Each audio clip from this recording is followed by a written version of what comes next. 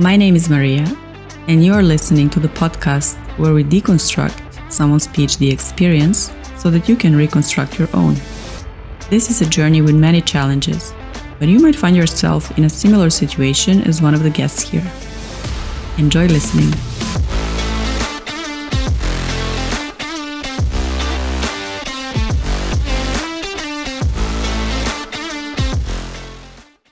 Welcome back to Eindhoven, Milos.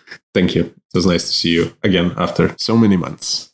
As an intro, why I wanted to talk to you is because you are one of the rare people who very carefully went through the process of leaving their PhD. Maybe in the beginning, how did you first come to Eindhoven? How did you come to TUE? Why did you choose to do a PhD?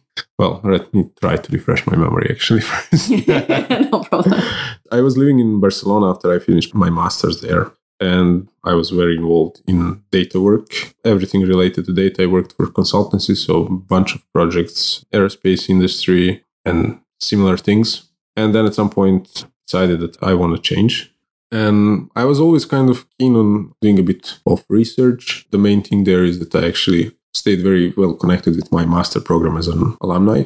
I was looking around and this popped out. I had actually a notification on LinkedIn set for smart cities. This popped out, the offer in Eindhoven. There was a PhD. I was like, cool, data, smart cities, that's my thing. I'm eager to start to do even more research on that. I'm really passionate about that topic. It was a collaboration in a company and university. I always wanted this mix.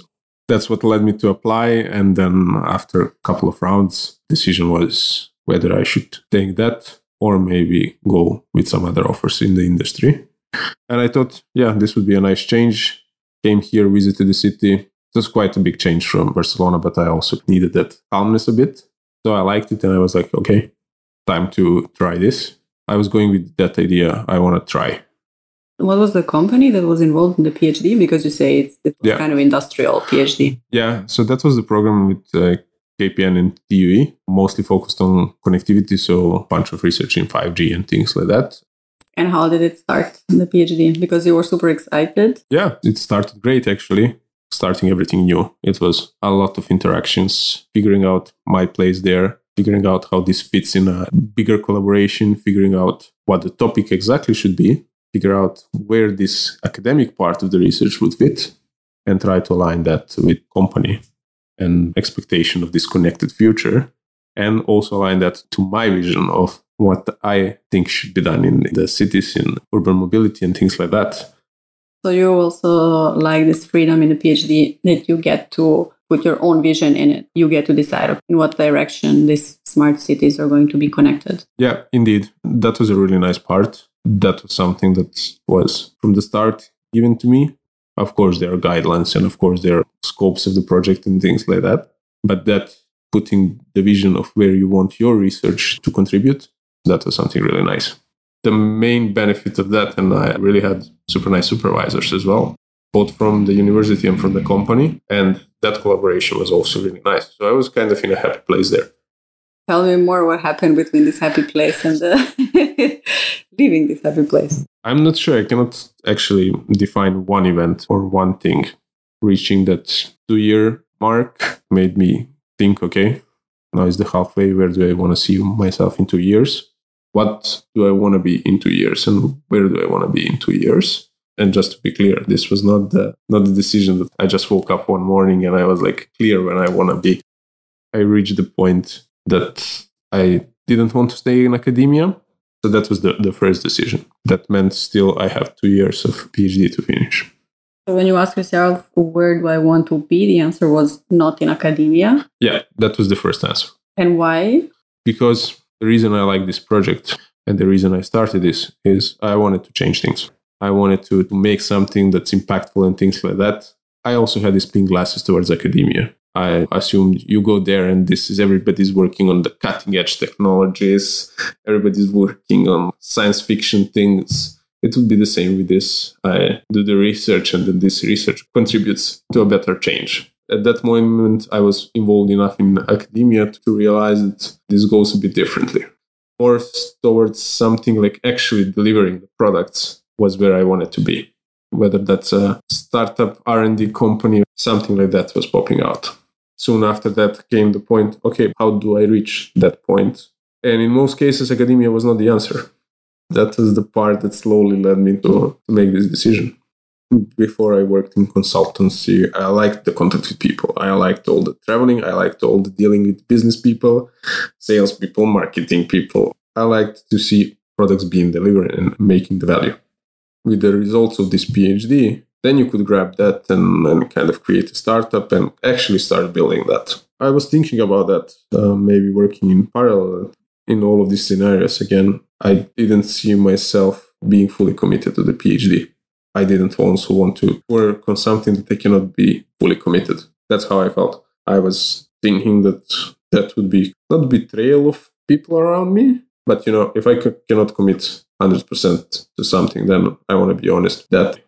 And it's also being honest with yourself and saving your time. Exactly. That's something that I realized a bit later. In all of this process, that was also the process about learning about yourself. That was the longest part, and that was also the hardest part. Saying, okay, what do I really want? And that's a tough question to answer. And that took a few months. What did you do in order to find the answer? Many things. Talking to people. I put myself in shoes of other people in ideal PhD trajectory, in ideal industrial trajectory.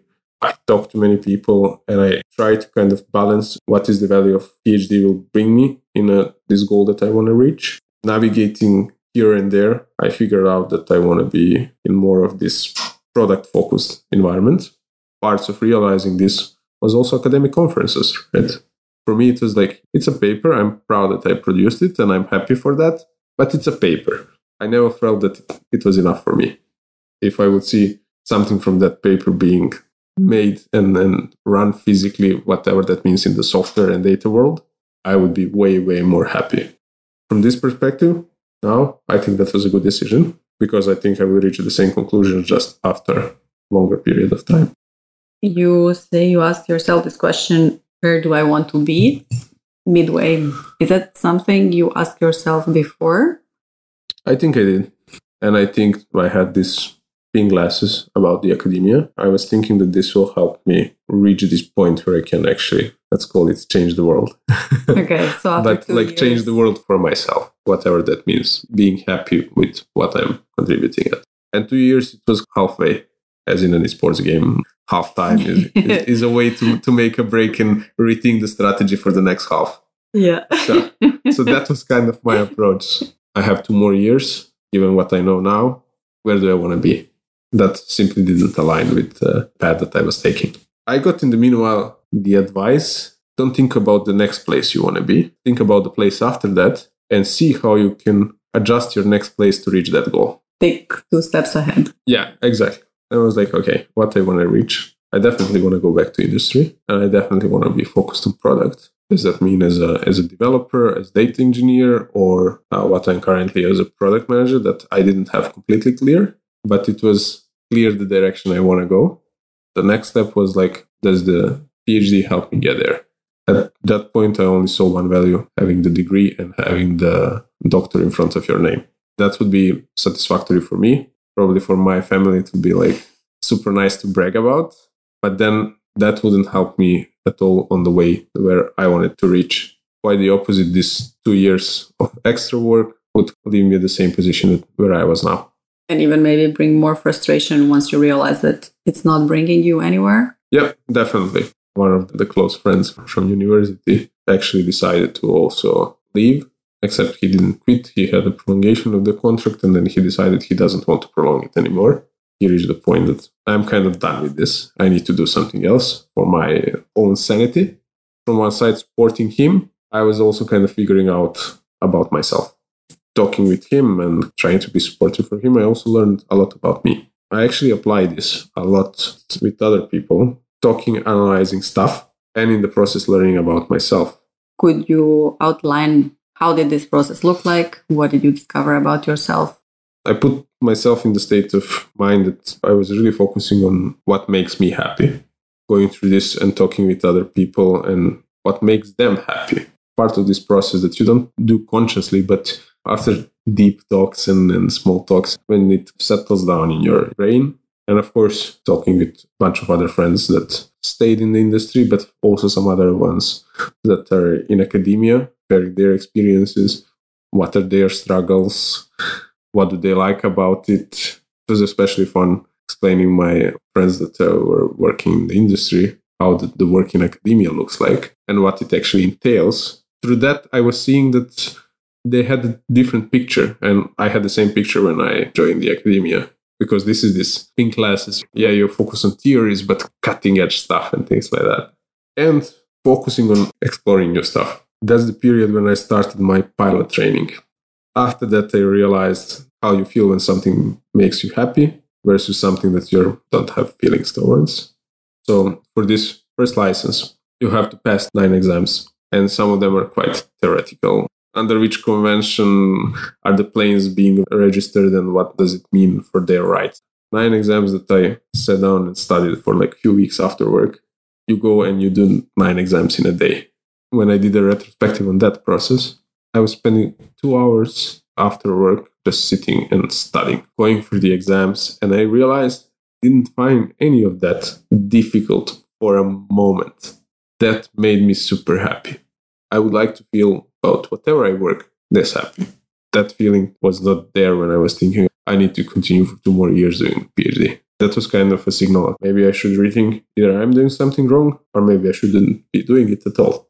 That was one of the points that kind of got me there from the emotional standpoint. In order to find the answer to the question, am I doing something wrong or should I be in another place? How did this develop further? I was just analyzing the feedback I was getting about my PhD, and it was good. Everybody around me seemed happy. And I was like, okay, I'm not doing wrong things, but it's still not feeling good, right? Maybe it doesn't feel right because it's not right for me, not because I'm not doing something wrong. I analyzed this with my supervisors, getting their feedback. I was involved also in teaching courses, similar with flying. When I was teaching courses, I was super happy. Organizing all of this regarding the course and students, especially we introduced this Raspberry Pis that sometimes they work, sometimes it's a bunch of work, staying extra, bunch of extra hours. I loved it. And I was really happy about that. And that was one more sign, okay, this is what I like about that part of work. I also liked collaborating with companies. That was super nice, collaborating with these people. Brainstorming also with my supervisor, that was super nice. But the work that I had to do was not making me feel like that. At some point, it became a clear sign. And I wanted to figure it out myself. First, being non-biased by anyone. And then when I had it quite clear, then the decision was already clear in my mind. Once I cleared all of these questions, then the decision what to do next was clear. And this is the moment I approached my supervisors. I cannot say that they were happy, but they were quite supportive and trying to help me figure out the ways to figure out what makes me feel better, more motivated and things like that. That was the stressful part. Everybody asking you, same as after breakup, everybody asks you, are you feeling good and things like that. You want to be left alone for a bit. And then when you're ready, you talk about it like we're talking now. But yeah, it takes some time to just things to settle down. Of course, my supervisors supported on also personal level, willing to support in any way. But also there is official university procedures where you speak to counselor and psychologist as well, because most of the times these decisions, I believe, happen when someone really has like burnout or something like that. It's beautiful what you say, that all these people around you, they had their best intentions in mind. So they approach you trying to find a solution for you from their best intentions, but it doesn't mean that that's the right solution for you. And it's amazing that you had this process of being by yourself and saying, no, I need to filter out all the external input and find within me what is the right decision. I think there is no better approach, actually. I understand that, of course, they couldn't just leave me alone to figure my stuff out, especially if the cause was something different, then definitely it would be good to have support there. The system is really nice. I talked to I don't remember the exact title, also very nice talk for someone who is not tied to my academic team, but more of administrative personnel with different perspective. I don't know if it's the official procedure, it's a recommendation or stuff, but that you also have a talk with psychologists, of course, to see that there is not like a deeper problem in that. So I had a Skype session with the lady. That was actually super funny. And that was the moment when I was 100% sure and 100% reassured. After 1 hour speaking with this person. Yeah, I'll tell you her conclusion and I'll try to quote it. Maybe I misquote, but Milos, I can't help you. At which point I was like left speechless. And I could see her face. And then she was like, yeah, I can't help you because you don't have a problem. Care to elaborate a bit? She was like, yeah, you're a person. People change. Times change. It's 2 years. It's not a small time period. You had a healthy approach analyzing this year with your friends, with your partner. You talk through it. You seem to have it figured out in a healthy way. And there is nothing to be worried about there. It's a completely normal thing that people change. Their interests change. So therefore, their motivations change. Your interests are not focused on this anymore. That's completely fine. So after that talk, I was like, nobody can help me because I'm right. It's also reassuring yourself saying, okay, this decision was marinating within you for a long while. Yeah, exactly. It was the moment to say, okay, this comes after a couple of months from that like first initial thought about that. And then after that talk, I was like, yeah, it's nice to hear it. Everybody around me was telling that, right? My friends and support group. But it's nice to hear it with someone who has the official degree. If you look back now that you had certain expectations, you mentioned like you had pink glasses in the beginning, so you were expecting academia to work in a way that would change the world in a different manner. Also more interaction with company. Were there other expectations that you had which came true or didn't come true, or like the result was different than what you expected? More interesting is disappointment after I decided to leave and decided to tell that to wider group of colleagues, mostly PhD students. And what really shocked me there was how many of them told me that they are thinking the same, they had the same thoughts, that they congratulated me on my courage.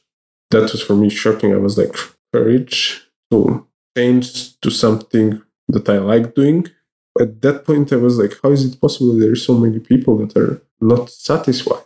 Nobody was saying this until I said, I'm quitting. And then I was this person that everybody can confine into because I could understand their issues. And it was like 4 or 5 people in a group of 15, 20 told me that either at some point they were like super unhappy and that they just continued towards the finish, or that they're still unhappy but continuing, because they would feel ashamed to quit. That was the most shocking thing to me, to be honest. Yeah, I think there is a bit of this stigma that if you quit, you're a quitter and you're not strong enough to commit or something like that. I don't think that's true for any job. But yeah, of course, there's always that feeling. And I had it for a while I was reconsidering this decision. But then it's important. Is it really quitting? Am I just throwing it for nothing? Or I'm throwing it to do something that makes me happy? And then things have completely different perspective. But people tend to forget this second part. Now, recently, I heard a question from a person who is thinking about changing a career very drastically. And he was asking, but isn't it very risky just to quit and jump a bit in the unknown? And the comeback question was, isn't it also risky to stay in the position where you are now? Because we all always think that risk is the unknown, but the known also brings a certain risk. Exactly. And I think we are focusing on kind of, especially talking about careers, on the very material stuff. And what is the risk towards you, towards your motivation, towards your feeling good in life if you're staying at a position where you don't feel good? Exactly. People started realizing this more and more after the COVID situation. If you're not feeling good and you do that for a prolonged way, there is no money that can fix that. If you have a burnout, 6 months you're off. At the end, even those financial benefits that you had from that stability are gone. You lose everything because of that false sense of security. Sometimes maybe I'm too eager of promoting quitting. Yeah, in my experience, most of the people find something better, whether better fit in a position or better whatever. And you are not promoting quitting, you are promoting rethinking. Change. Yeah, rethinking whether you are happy where you are now. Yeah, exactly. I think that's an extremely important point. And I also didn't realize at the time. Taking a break to figure out yourself is an extremely important, and it should be done from time to time. And we're all working in this agile way of working and like rethinking very often the delivery work we do in software, data, products, whatever we are making. And we are not doing the same for our personal life. That was the first time that I actually did that, in addition to, thinking whether I should stay in Barcelona or not. But this is the first time that I had everything stable, but I still sat down and analyzed, okay, is this like false? Is this stability? That's fine. That's cool. But where do I want to be? What makes me happy? So I think that's the very important part. Totally off topic, but I'm listening to different podcasts, and there's a couple, they're married, they have their own companies, so helping people develop their own business or teaching them about different skills. So they invest a lot in themselves, coaching, mentoring, whatever development they find suitable at that moment.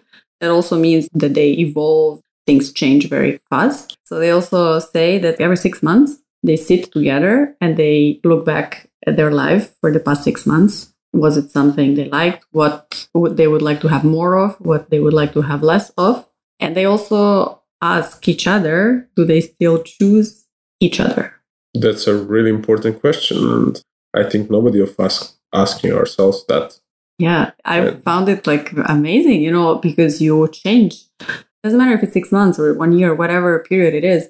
All of us would change. And then, asking yourself again, like, do I choose all the choices that I made 10 years ago? People that I chose 10 years ago? Yep. And I fully support that. I think this is really important for a career or relationships, pretty much for everything. You need to sit down and reanalyze.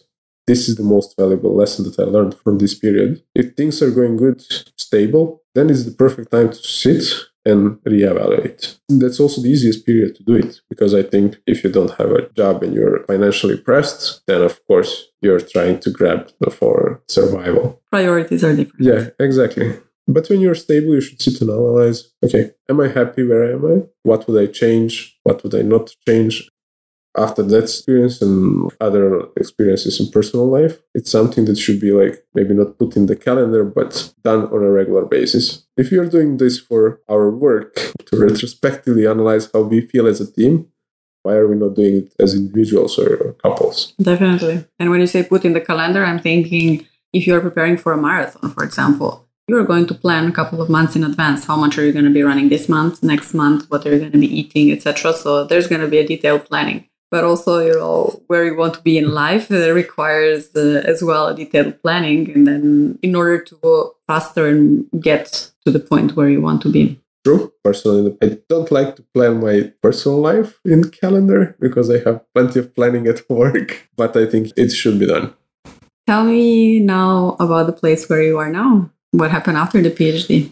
After the PhD, I went for a short while to one company where the role was something in between product and engineering. Very strange combination. And I applied the same logic that I applied to PhD just very early and figured out I don't like how this combination works. Then I decided to change like after 3 months, I think. And then I started working for the company that I'm working now. Quite happy, quite satisfied. So still continue to do this thing of analyzing how I feel, if I feel happy with the work I do. And I can honestly say that I do. And putting that into perspective, I feel on a daily basis with the work currently versus where I was in that second year of PhD, definitely the feelings were not there. We might argue how feelings are important for work, but I think it's extremely important. If you're like feeling happy there, then you're also way more productive and motivated and everything. For sure. I'm not taking anything for granted anymore when it comes to this. I do sit and analyze from time to time, of course, not only with myself. Although talking to yourself is also a nice exercise. You figure out many stuff. There's one recurring thing that comes back in this conversation, and that is communication. How you communicated, even during this difficult process. During the PhD, you were talking with a lot of people around you, peers, friends, in the end, supervisor, like a bunch of people. And now in the company where you are, you do this check from time to time. But not only that, and now in our informal chat, you were saying that communication is one of the most important things. Yeah, definitely. We are forgetting about that. Communication doesn't have to mean anything specific. having daily coffees with someone, whether that's your colleague, peer, or something like that, where you have that connection, that communication flows easily, that really helps a lot. That person, when you have a bad day because it's foggy outside, you can go and complain about that. That's the most important part. As long as you have that, I think, clear communication, it's also easier for yourself to analyze others, but analyze yourself. When you communicate with someone, you also see a reflection of yourself. That's the important part. I love the process which you went through in order to understand what you really want. It's beautiful that you can share this, that you could share with your peers to show them a different path, because it seems like they were all stuck in the same loop. Is there something you would do differently now if you look back? Well, if I look back, maybe I would make this decision sooner. I wouldn't doubt myself that much. At first, you're doubting whether it's a correct decision, whether I'm right to think that I'm not happy here. Definitely, I would remove that part. Maybe I would try to encourage these other peers that I talked to that came to me after quitting. There is nothing bad about that. And if I could share this experience from now, what happened in this period between resigning the PhD and what I reached till now, I think that would be very valuable for them. That's one of the reasons we are talking here, to share this experience. And to be honest, if you ask me to do this like 3 months after, I wouldn't be ready. I wouldn't know. I wouldn't be able to put all these things to perspective. They all did happen, but it also takes some time to settle down and analyze it from some kind of distance. And then you can say, okay, these were the actual decisions that were happening there. Many of these thought processes were happening unconsciously or semi-consciously or something like that. Only after some time and some time distance, you can see and analyze what's actually happening there. Yeah, and that's also the reason why I invited you now. I really see the difference compared to a few years back when you were in this process of quitting, and now you are like glowing. Really. Oh, thank you. Really, you look super happy when you talk about it. It's a pleasure to see you like this. Yeah, because back then it was all decision was just stress. Now it's a learning, and it's a positive learning. And now it's something that I wish to share with as many people as possible, saying, okay, what's your happy place? I think that's what has changed in me, clicked, and I'm also trying to make sure that I do these things regularly, reading stuff. I will try to share this story with as many people as possible. And thanks for your openness and all the stories that you selflessly shared here. I hope people get some inspiration from that. Thank you for inviting me to do this, because I think the story has matured in me. Yeah, I want to use it to help people and encourage people to put themselves first and do what makes them happy. Forget about all the thinking that your family would be disappointed or something like that. No, they will always be. Exactly. They'll always be there to support you. Your friends as well. If your friends don't support you in your decisions, then maybe time to rethink that part as well. But that's not the focus of this podcast. To summarize my decision, I was happy until I wasn't. I cannot say that I was unhappy, but I was dull, and then decided to change, and I'm happy again. Thanks again for coming and talking about all of this. Thank you. Super happy to share this.